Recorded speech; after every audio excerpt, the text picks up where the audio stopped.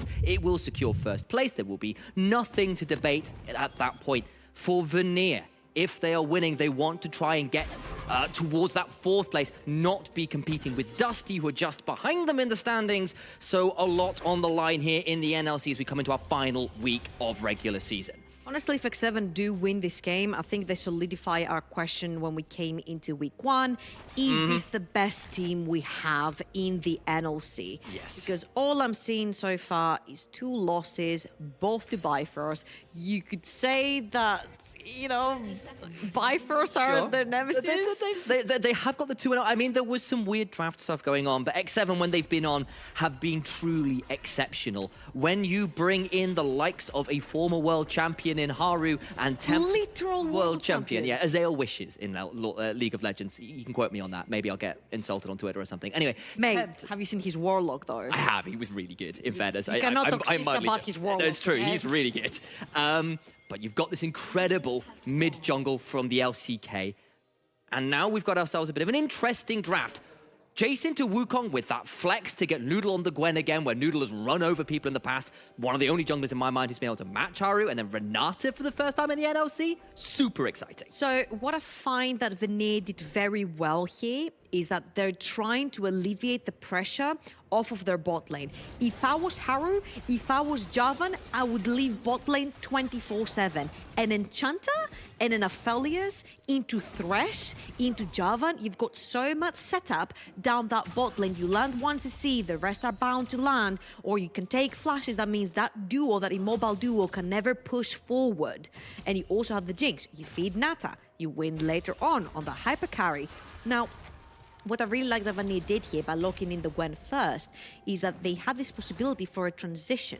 So you get all that priority that you have in the mid lane. You get to alleviate the pressure from the bot side of the map, because now the Wukong beats the Jace, and then you're trying to force the Javan towards the top side of the map, where Sahira can also roam after 6. Wukong beats the Jace when he can start doing things like this to get the level 2 first, of course. Range into melee, Jace can definitely do some stuff early, but Wukong hits 2 items, it gets very scary for the Jason. It's also the pattern that Wukong trades, right? Fair. He will go in, bonk you on the head, then he will put his mimic out and run away. You don't necessarily have time to trade with the Wukong, and that's how sneaky he can be. And obviously after 6 you get immense all-in potential. Absolutely. You do. And of course you can turn it around with the Jace, because you can knock him away and then you can wait the clone out and then shock blast him in the face as he runs away. There are ways to play it. It's just, as you said, level 6 come through, it gets a bit tricky. Bot side though, of course, Renata is a bit of a weird champion. You heard Gulborg talk about it a fair amount already, but we'll have to keep our eyes on it because... the only one that hasn't been charmed by Renata? Apparently, well, Charm's more like sent into an apocalyptic rage with her ultimate. But you kind of work that you kind of have this ability to say, if you can get through to level 6, you can get through to the mid game and an item or 2 on this champion, you're absolutely in the clear. You've got an Aphelios to back up here as well, someone you can really make work with that W, with the bailout to give yourself even more to work with. The problem is surviving lane, because your cooldowns are so damn long. Your basic abilities are all like 15, 16-second cooldowns. The good thing about Renata here is, I think Gulborg mentioned it on the desk as well while the draft was going on, is the fact that you're playing Syndra with Javan and a Jace. You got the long-range poke from Syndra Spheres and the Jace Shock Blast, as you mentioned, and you've got Haru with Thresh. You get the hard engage with the Javan, then you have the Thresh hooking in. So you've got pretty easy setup for an all-in, which Renata is really good at. She loves peeling backwards. Now, the important thing is, because we see him on the map, Noodle has been an absolute menace this season. There's the ghost, and speaking of being a menace, you literally said menace as she goes over the wall on the Gwen. And Gwen does manage to retreat, but forces the flash out, and that's a big deal into this Wukong. Because look at the wave right now. The wave is pushing towards Nile. He's going to have to thin it out just a little bit back and then TP back on. What does Jaeger have to do? He has to overextend to try and get that CS that's pushing again towards Nile on the top side of the map. If Nile wants to, he can freeze it that way. This is why we also see Haru playing towards the top side of the map. He's most likely going to need Haru to play towards the top side of the map so they can shove in the wave and try to reset it. First death in this top side could be a massive, massive deal. We were going to talk a little bit more about the jungles, and we might well do later, because Jarvan and Gwen, Noodle on one of his signature picks, Haru, honestly, on one of his signature all-time picks as well, and that Jarvan could make massive differences in this game. But this top side matchup, first death, I feel, probably decides how this lane goes forever in a lot of ways. Because it can snowball really hard one way or the other. Jace, one of the premier snowballing picks, as Tempt continues to get the shove in mid lane. Massive CS lead as well, with early teleports having come through from both. That could get something for Haru here as well, but I do need to keep an eye on whether that flashless Jace gets punished. Yeah, absolutely. Right now, Noodle is trying to go towards the top side of the map. I think Haru did smite the big bird right there, so he takes it away. So, one thing that we haven't necessarily talked about is... Why would you smite the Sesame Streets character? What did Big Bird do to Haru? One thing we haven't necessarily talked about is what's happening in the mid lane right now. Zahira is playing the Rise. This champion is one of the champions that permanently pushes and has priority in the mid lane. The only problem is that Syndra has kill pressure on you. Yes. So she doesn't necessarily care too much about pushing in the wave as long as she gets to trade on you, because she has longer range than you and she can pin you down in place and trade away, also having the... Ari, yeah. Yes. And we're Arian. We're Arian. Sorry, there you go. I know. We've had a lot of Ari. We've had a lot of RE combos. Not Aries were harmed. Not Aries were harmed in this. Somewhere out there, Nightmare is going to come and have a stern talking to with you. Right now, from Noodle having 2 priority lanes, which Wukong can shove in the Jace right now, especially since the Jace has no flash, and you've got kill pressure on him. You've got the Rise, which should be having perma priority in the mid lane. You've sort of lost both. One, because you didn't punish the flashless Jace, and he was able to shove in the wave and reset the lane.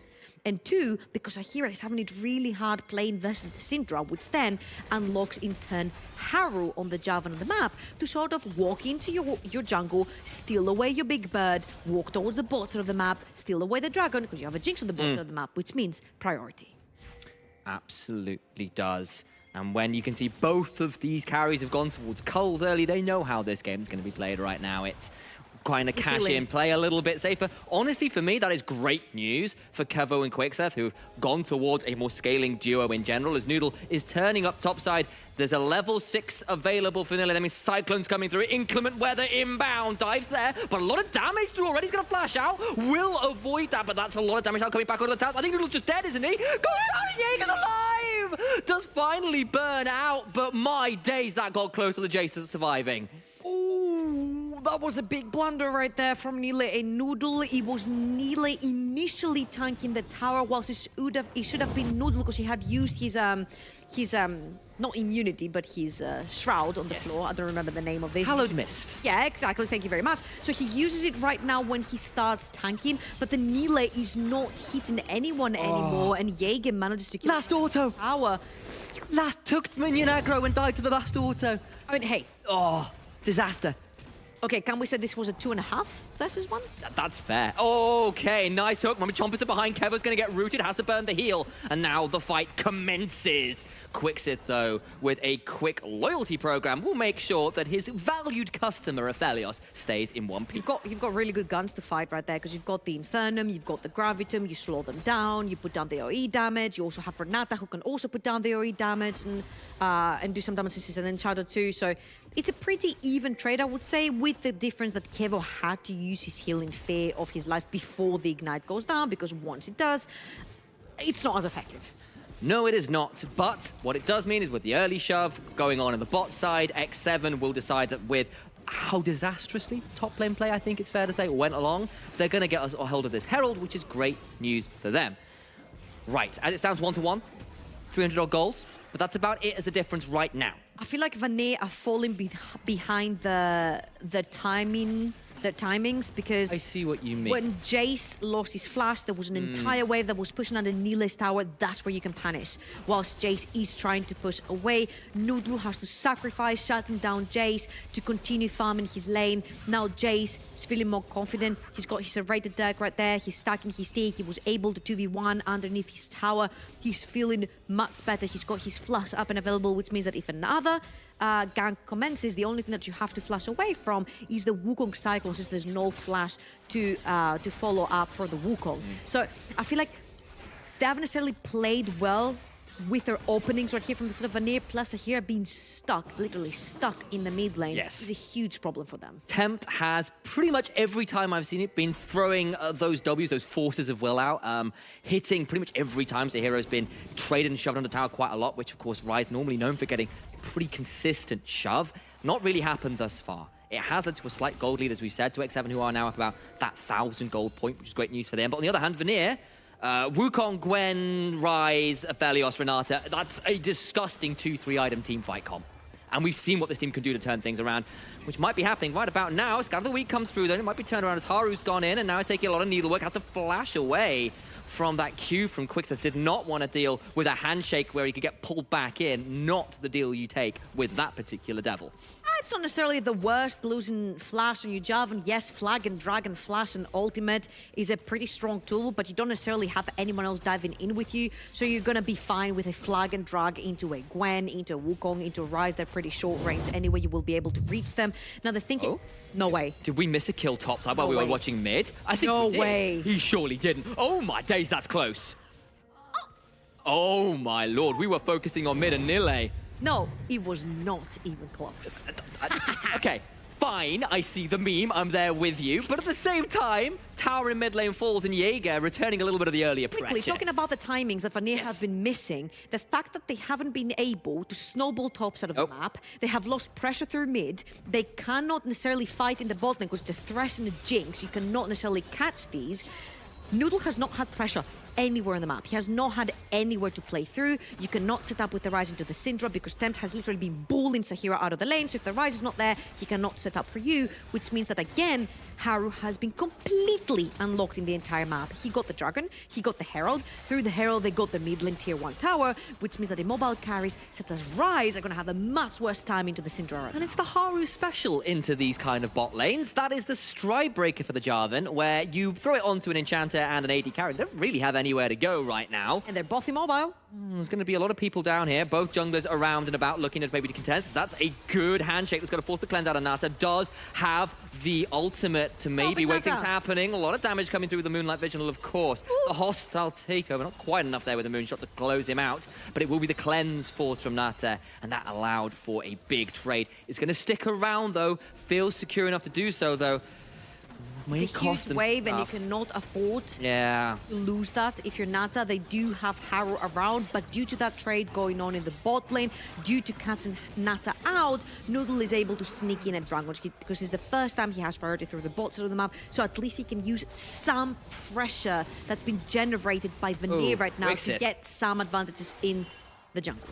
He had to flash out there, thought maybe he could do the face check, but decided against that one real quickly. And you're right, nobody died in the bot lane, which of course Vanir will be a little sad about having burned a fair amount for it, but they did secure the dragon, which is great news for them.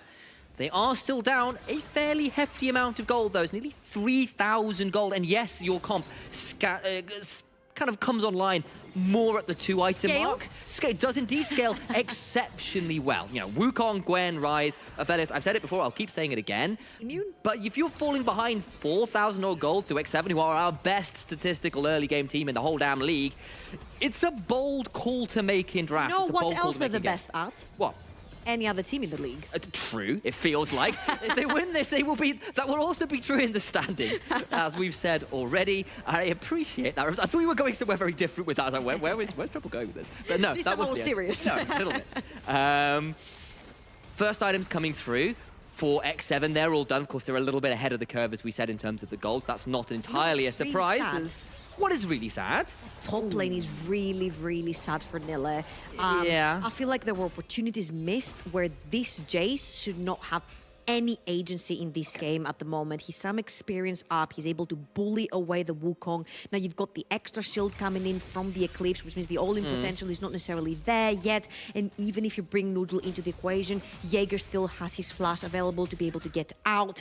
And this is getting slowly but surely a choke from the side of Vanir. I will raise you. Okay, raise. When Wukong hits level 11 and gets Trinity Force, you could definitely look for the wall in on himself. 2 points into R, okay. Yeah, so he got the 2 points in R, he's got his mythic complete. I think maybe there's a kill I will raise you. Raise me again, I see. Jace is one of the main characters in top hit show Arcane. I would know. My character here in the NLC cinematic universe is Initial Ace. How can you fight against that? Self-deprecation and not wanting to increase my... One shot plus, by the way, oh half Lord. the HP. Okay, you know, I tried to come up with options for this Wukong, but apparently Jace pretty far ahead right now with that item complete. It's the arcane buff. It's the arcane buff. They've got 2 arcane characters versus none. So what are you going to do? Again, Tempt. Yeah. Mid lane pressure. He's bullying away Sahira. Up 30 CS. Who has to be extremely careful because remember, mid lane tier 1 has gone down, so you cannot necessarily overextend in that mid lane because you never know where Haru is. They don't necessarily have vision when it comes to that line after River. So there's no vision, they don't know where Haru is right now, but what Haru is doing very well is, again, he doesn't have to do much, he doesn't have to get, even though he's playing the Jarvan, he can play the game. Oh, he tried to get out, but couldn't quite get out of the AoE of take to the skies. All the while there's an attempted red buff invade that does go the way of Noodle. They might continue to trade here. Moonlight Vigil comes through, that'll be a Gravitum Q coming afterwards, that binding Eclipse. Flash blown from Kasing for the temerity to try and challenge the red buff take. Nice respect from Nats and Kasing. They know Haru's on the other side of the map. They know they want to put down the Herald, which means that Jarvan is going to be towards the top quadrant of Noodle's jungle. Wait. Sahira is bringing Noodle with him, but I don't think it's going to matter. Again, Tempt has his flash available. He's got his Scatter of the Week available. And top lane has been an absolute 2 towers. stomp. It's Lord of the Rings all over again. Saruman wishes it happened this way. Massive. Yes, I made that reference. I'm not ashamed. Wow. Yeah, thank you. Further, your awe is appreciated. Yeah, I'm not going to stop there before it goes too far. But Vanir will at least trade back somewhat in the bot side, but it's a massive expense. Noodles burned the ghost and that play attempting to get on the Tempt. And didn't work out. They know. Look at that. Yeah. They know. X7 know that Okay, Noodle's Kasing towards the could be in bottom of the trouble. map. That is a big handshake. All follow through. Nata now flashing out. Will go berserk and gets the kill onto Kasing, turning it around with a little bit of friendly fire. For someone who knows that Noodle is down there and they started respecting it, that was the most disrespectful respect I've seen. It is a very X7 way of playing, and in fairness, they nearly got out, couldn't quite toe the line well enough, and they will lose the bot side for it. Of course, Nata at least stays alive, but they get a kill. It keeps them a little bit closer, but they are down a little bit of gold here, as we said. So, let's have a look at what could happen when this team starts clashing at the Dragon. 25 seconds for the Dragon. What do you have from each team to try and generate pressure? Obviously, Haru onto the Jarvan. You've got the Flag and Drag and the Stride Breaker to slow people down around you. It's a very easy way to follow up, for example, a Scatter of the Week or a Hook by Thresh. Scatter of the Week and Thresh Hook. Very, very situational. Both skill shots, both have to hit. On the other side, it's much easier to generate an engage or a disengage because you've got a root with Sahira, you've got the all-in potential from Nile's Wukong as well, who has now finished his Trinity Force, yet you do not have to fight. You've got Kev on the Affiliates, hashtag, we scale boys. You need the right guns to pick up a fight versus X7. You're most likely gonna need the sniper, because playing against Jace, Syndra, and Jinx, you're gonna need the long range to put down the hurt. Absolutely. Ah, you do have it right here, actually. You've got the Infernum and the Calibrum. Yes! That's the one. Now the question green and the blue. Okay, the real test is, can you remember all of Aphelios' abilities? Absolutely not. Right, hang on, sorry. Calibrum, Moonshot. Infernum, Duskwave.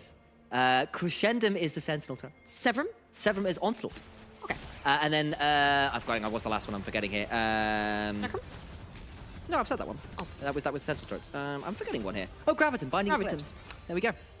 That was nearly very awkward the moment I said, can you remember them all? Throw a ego check it, and then they failed. Like That's through one. a test at school, Neil did not pass the exam. No, he did not. That was a straight F. In chat, if nothing else. F for effort. F for effort. I think you're going to get an F for your spelling check as well on that one. What? Effort does not start with F. It starts with E. As Sahira is going to get flashed over the wall. F for effort. F for death. F's in chat. Press X to play respect, apparently, as well, Okay. if we're going with all the letters of the alphabet. Both solo laners of X7 killing solo laners from Vanir. Okay, the solo bolos right, the solo bolos left. If I go back to my apartment, there's going to be solo bolos there as well. And honestly, this bush in the top side of the map has killed a lot of people today. People camping in there, and Does he just, walk up and, QE over the he wall? walks up, he knows Sahira is going to take that route because he knows the blue buff is up and available. It's like, it's a rise, he will want the blue buff, so this is my chance. And honestly, being able to go past the Arab Force right there as well was huge. Jaeger with a solo kill as well, so yeah, top lane versus mid, top lane versus mid. It is X7 coming up ahead, and mind you, it is only a 3,000 gold difference, but the way X7 is playing on the map, the confidence they're exerting on the map, it is absolutely huge. And not to mention, Nata hasn't even said a word all this time. No, He's playing the Jinx, he's got the Kraken, he's got the Lord Doms, he's gonna have his cleanse up and available, he'll be able to fight in a bit. If it stays at 3,000 gold for the next 5 minutes or so, I start to think a little differently because you'll have that point where Vanir are kind of online as a comp. If it is not 3,000 gold at that point, and it may well not be with the way it's been playing out right now, I'm going to have a lot more concerns with Vanir. I'm already a bit concerned. If they can stabilize, if they can staunch the bleeding, they have got options with the way their team comp plays later into the game. But they need to stop seeding pressure into their jungle. It's so hard to do with all the outer towers gone. That is very difficult, and also the fact that you only have squishes that can go into the jungle and try to get some pressure, try to get some vision back for yourself is just so difficult. Face checking a Syndra is so hard. Face checking a Thresh is so hard. So getting the vision in the first place is very difficult for Vanir to do at this point. When it comes to the team fights, I will agree with you. If it's at even footing, if the 2 to 3 to 4k behind, the wombo combo that can happen with the Ryze, the Aphelios, and the Wukong can actually completely decimate and plus Noodle onto this Gwen, who also has a kill to his name. Yes, it's possible, because X7 also has very situational ways to play the fight. If the Shock Blast lands, if the Hook lands, if the Scatter the Weak lands, which right here it didn't, for example, it could be potentially the go button for Vanir to go in and try to catch off the Jace, try to make a play. And they're thinking about it, but behind them is the entirety of X7 roster. Yeah, it might be a little bold. For while the Death Sentence of the Scatter of the Week aren't point and click, things like the Flag and Drag into the Cataclysm will be. Super Mega Death Rocket secures Sahira's life. They'll secure the mid lane in a turret Death Sentence, inches away from claiming Gwen, but she will only have a close experience with death, not anything, or near-death experience. That's the way that actual phrase goes. Either way, it will not lead to her demise. Haru moves back over to the Scuttle Crab, and the gold lead is now expanding. That's looking more like 3,500 to 4,000. It just seems really difficult right now, because if you're thinking about... Plain discrepancy. If you're thinking about, like, peeling backwards, right? It's perfect for Vanir. They can peel backwards. It's what they've been doing the entire split. All they've been doing is moving backwards. Nile right here cannot move backwards because Jaeger's waiting for him. He's brought a friend over as well. The TP, can he survive long enough? He might be able to. That's some good invisibility. The Cyclops buying time. The teleport's coming through as well. But so much damage! Good God, he's gone! That will at least be traded back 1-for-1. And I think somewhere else there was a teleport stopped. Look at the mini-map. There's a Baron going on. They do kill Sahira. But what's happening in the picture-in-picture? You've got an Aphelios with chakrams and a Gwen who's got scissors enough to cut down the purple worm to size. Baron is the trade! And you talked about stopping the bleeding.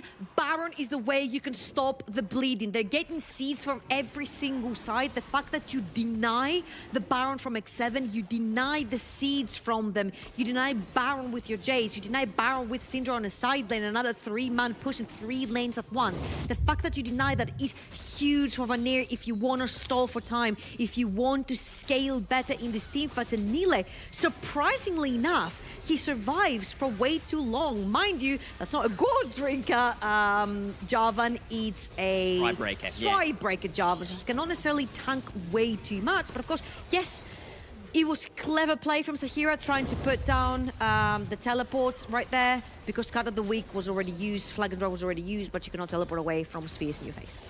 The only thing I'll say, though, it costs the kill advantage still went to X7.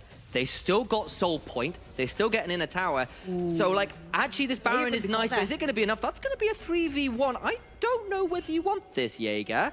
He's looking at Kevo. They don't know Noodle's there yet. In fact, that wall's going to be too late. Noodle's around. In fact, here come the rest of X7. Sahira will come over, and I think they have this angle. Noodle needs to be careful. No. This could get very angry.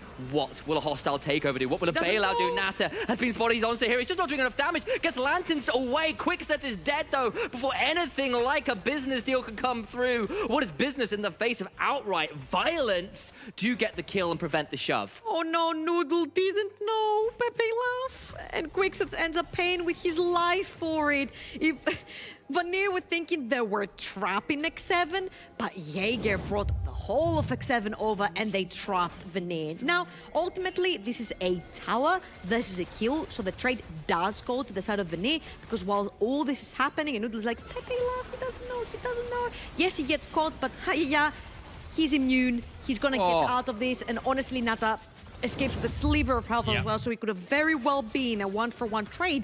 And you start seeing how Vanir composition starts hurting. Oh, Nile. He's just doing so much way. damage. Noodle's around, though, and actually needs to be a little bit aware. That's a cyclone coming through. It's going to buy a lot of time. Nile will not quite die, but the shock blast misses. But a skip and a slash forward will secure Noodle. A shutdown reminder. Noodle is the leader in damage share, in DPM for all junglers out there, because he managed to pull off crap like this in the mid and late game. Man leads the charge for a neat Vanir. Tempt over the wall, though. Okay, Tempt thinks he's trapping them, but the whole of Vanir is coming through, so it is Needle pulling the bait right here for everyone else. Weak scout of the week, that goes immune. That's a well-timed use of that Shroud. Needs to get away, though, so here Realm moves in.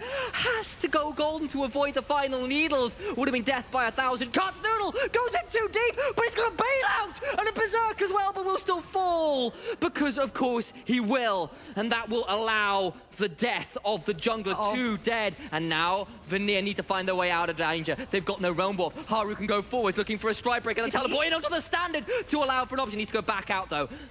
Was the Moonlight Vigil? They have Moonlight Vigil onto the Aphelios. That's a root. Sierra walked into it. He mistimed it. But now over the wall, the overloads, the sway, that Gale falls forward. So much damage. Will secure a kill because Jaeger's back. Quicksith is there, but will not be able to survive the AD carry's life.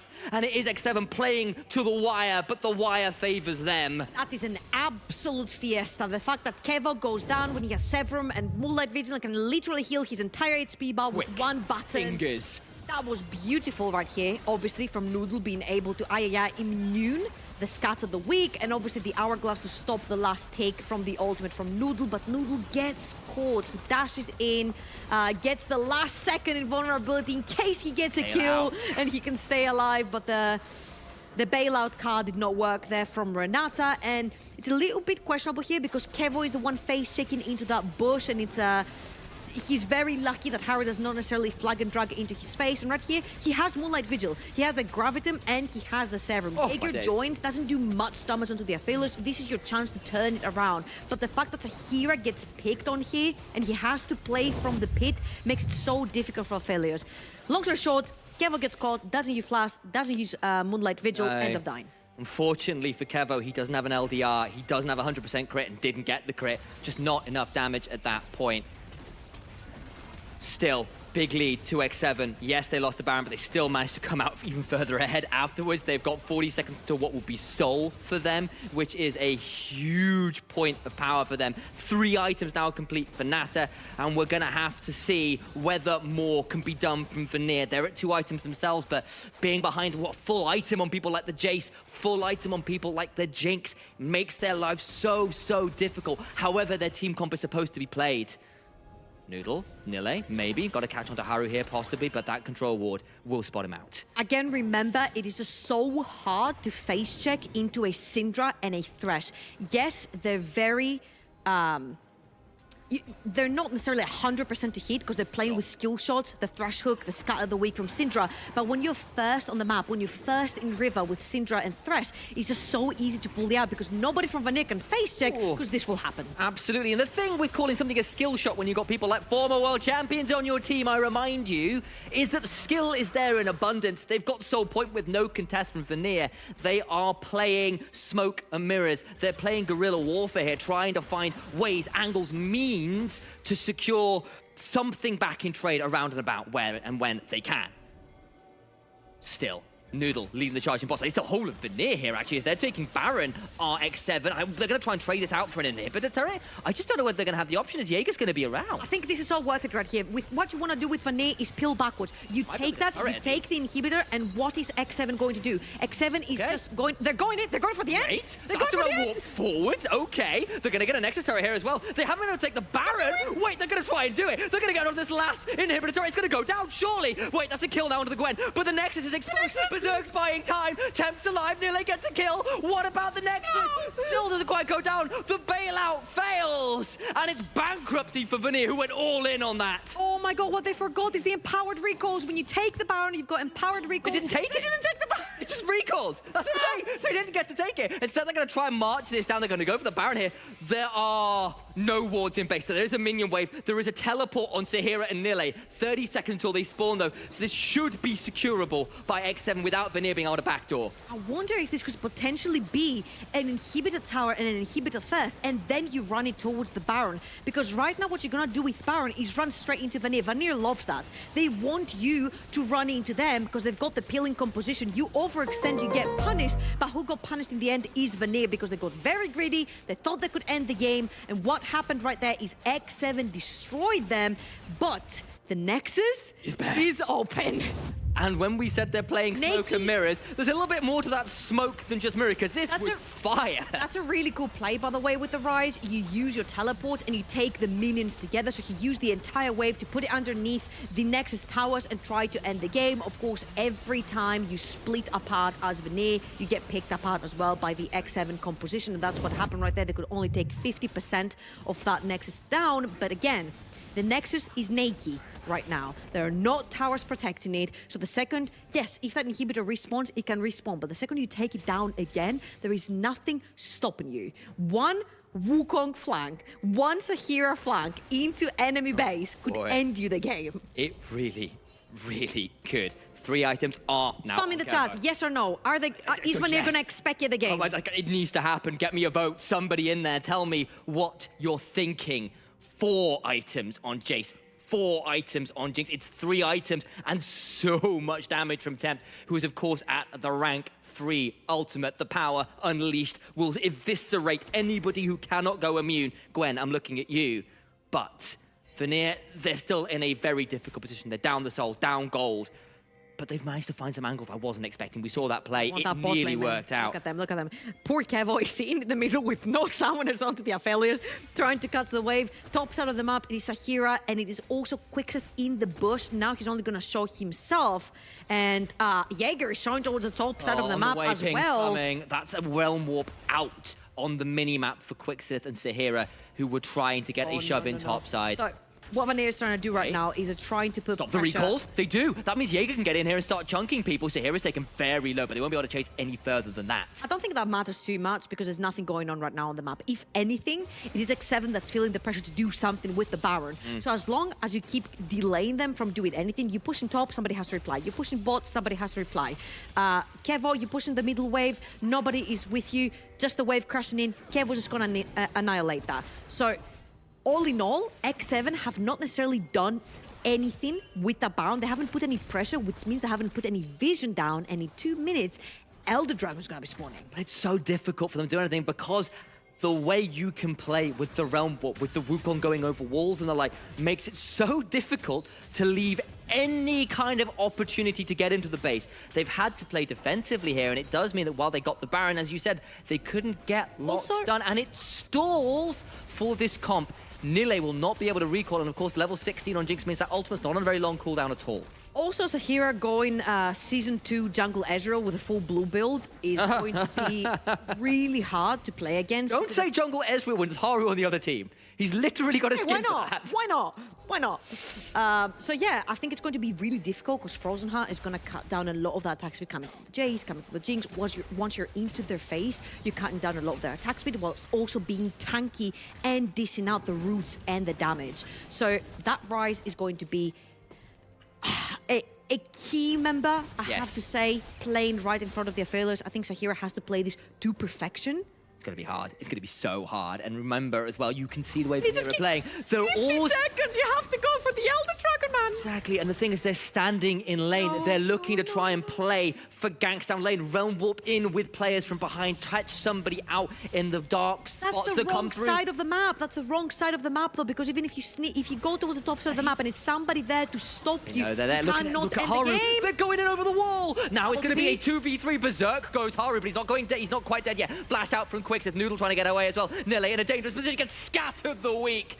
And he tastes the full, unadulterated force of will from a Cinder at 3 items. Kasing secures a death sentence on here, and it's Nata running rampant, excited indeed, resurrecting, but for how long is Nile? Will avoid the final auto, but a zap from Zinc. Jinx secures the kill. Noodle running away best she can, but at this point she may as well fall on her own sword slash scissors as Tempt looks to cut off her escape route. Jaeger, Shock Blast goes wide because of the Hallowed Mist, but X7 are on a victory march. They'll move to the Elder Dragon and take firm control of the late game in this big matchup for them. Oh, that was a big blunder from Vanir. What are they thinking? You're pushing top side of the map while the bot side of the map is trying to find something open. If you want to find something, it needs to be towards the bot side of the map. You take that inhibitor, you push into the nexus, you threaten the end, because right now X7 have more than enough tools to end you.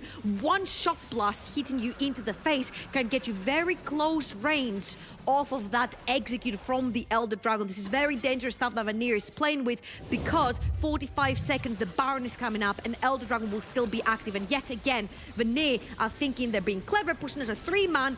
Your main carry is stuck in the mid lane. The one that dishes out the damage is stuck in the mid lane. That Ryze is mainly a tank. Nile is mainly there to provide a front line.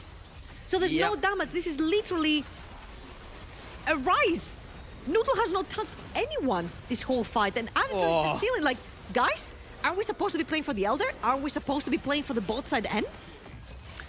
Noodle running away fast as he could in that one just wasn't enough. And I understand what it says to me here we go again. with the bush baits like this is we cannot win a 5v5. They want to run it. We cannot They play want to run it. an easy game. We have to play moves like this. They're letting the row them. won't be on They're the going in. minions. They're going for They the know end. they're there. They know they're there. They got spotted. The pings are coming. They need to reset. They can't go for the Baron, and it will force a reset out. And Vanir are forcing X7 to not push to end because they're consistently threatening the Bear Nexus. Oh my god, the What heart am I attacks. witnessing? The heart attacks are starting to come in right now. Got Elder Dragon! This should not be happening! This should have been happening before the Elder went down. That's exactly what you should be doing if you're Vanir Back to right Baron. here. But this is so clever, because X7 are trying to pull the trigger onto the Baron while Vanir are threatening the end, and they also want to play away from the Elder Dragon buff. They don't want to fight X7 right now. What they very cleverly did is that they won themselves enough time for X7 to go for Baron, reset, go to Baron again,